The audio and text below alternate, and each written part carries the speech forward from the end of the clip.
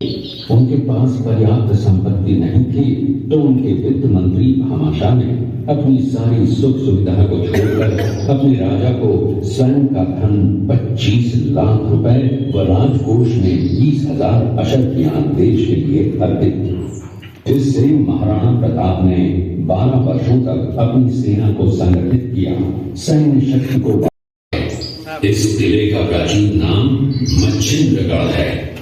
इस किले का निर्माण महाराणा कुंभा ने करवाया था। इस किले के अंदर 9 मई 1540 ईस्वी में महाराणा प्रताप का जन्म हुआ था। इस किले की ऊंचाई समुद्र तल से 3,568 फीट की है।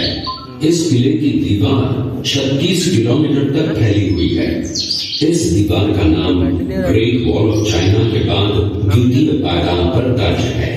इस किले के अंदर 360 प्राचीन मंदिर हैं। उन मंदिरों में से जग प्रसिद्ध महादेव का मंदिर सबसे प्राचीन है।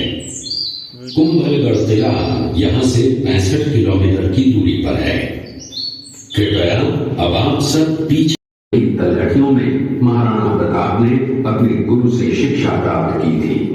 ये किला 12 वर्ग किलोमीटर में फैला हुआ है।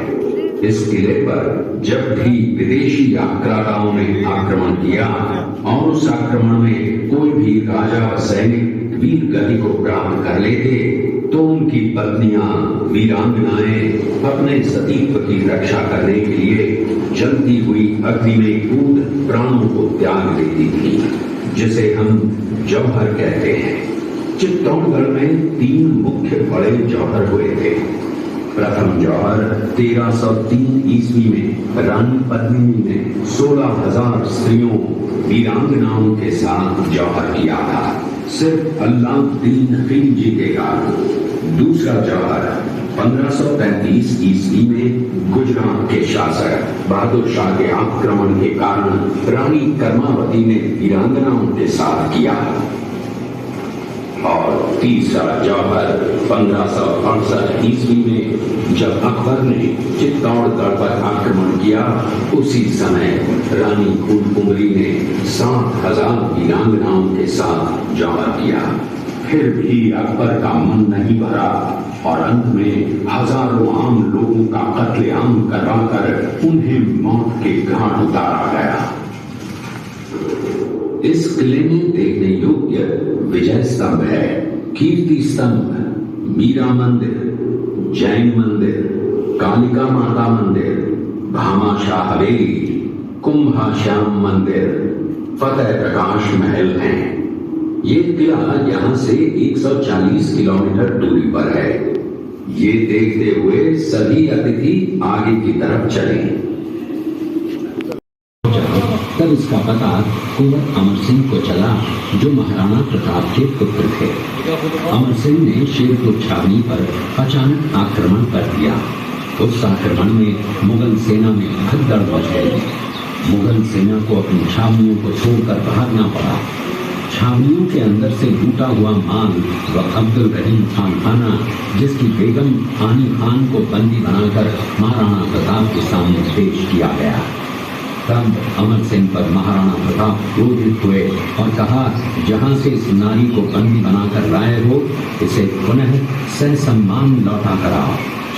महाराणा प्रताप ने कहा, हमें नारी से कोई दुश्मनी नहीं है, हमें तो देश विद्रोहियों से दुश्मनी है, जिन्होंने चारों तरफ आतंक फैलाया है। महाराणा प्रताप के आदेश का पालन करते हुए कुंवर अमर सिंह ने उस मुगल नारी को ससम्मान छावनी तक पहुंचाया। इस प्रकार महाराणा प्रताप ने अपने क्षत्रिय राजपूत धर्म का पालन किया और पराई स्त्रियों को मां, बेटी और बहन का दर्जा दिया। ये के अंदर की ये घटना है। मेवाड़ की एक ऐसी मां थी जिसने अपने पुत्र का बलिदान देकर राजवंश की रक्षा की थी। उस मां का नाम पन्नाधाय था। पन्नाधाय जाति से गुर्जर थी। वो एक राजकुमार की धाई मां थी। दूसरी तरफ हाथ में तलवार लिए खड़ा ये बनवीर सिंह एक दासी पुत्र है।